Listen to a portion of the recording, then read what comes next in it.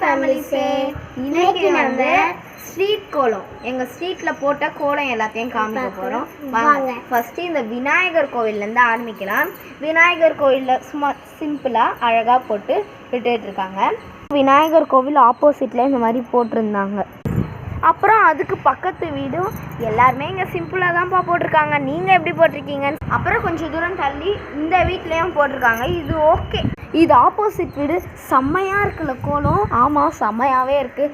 நீங்கள் என்ன மாதிரி கோலம் போட்டிருக்கீங்கன்ட்டு கமெண்டில் சொல்லுங்கள்.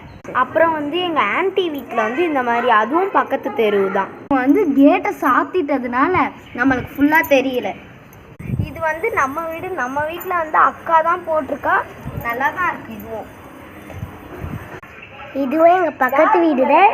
அழகாக இருக்குது, ஆனால் அலைஞ்சிருச்சு, கொஞ்சம் அலைஞ்சிருச்சு. இது அழகாக இருக்குல்ல? குட்டியாக தாமரையாக இருந்தாலும் நம்மளுக்கு சூப்பராக ப்ரெசன்ட். அப்புறம் சாரிங்க, நான் பக்கத்து வீடுன்னு சொல்கிறதுக்கு பதிலாக ஃபஸ்ட்டு கோலத்தை பக்கத்து தெருன்னு சொல்லிட்டேன். சாரி. ஓகே ஓகே, இதான் எங்கள் பக்கத்து வீடு.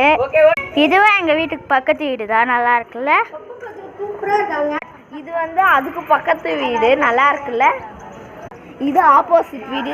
இதுவும் ஓகே, சூப்பராக தான் இருக்குது. அது உள்ளே வேணால் பார்க்குறீங்களா?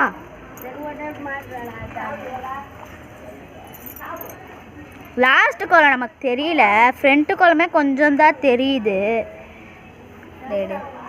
ஃப்ரண்ட் கோலமே நமக்கு வீட்டு உள்ள ஃபஸ்ட்டு வீடு, செகண்ட் வீடு, 3 வீடுமே நல்லா இருக்குல்ல? ஃபஸ்ட்டு வீடு, செகண்ட் வீடு, தேர்டு வீடு.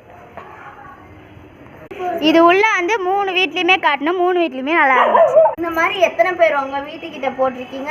அப்புறம் இந்த கோலத்தில் எது நல்லா இருந்துச்சு மறக்காமல் கமெண்ட்டில் சொல்லுங்கள். அதுவும் நம்பர் வச்சு சொல்லுங்கள்.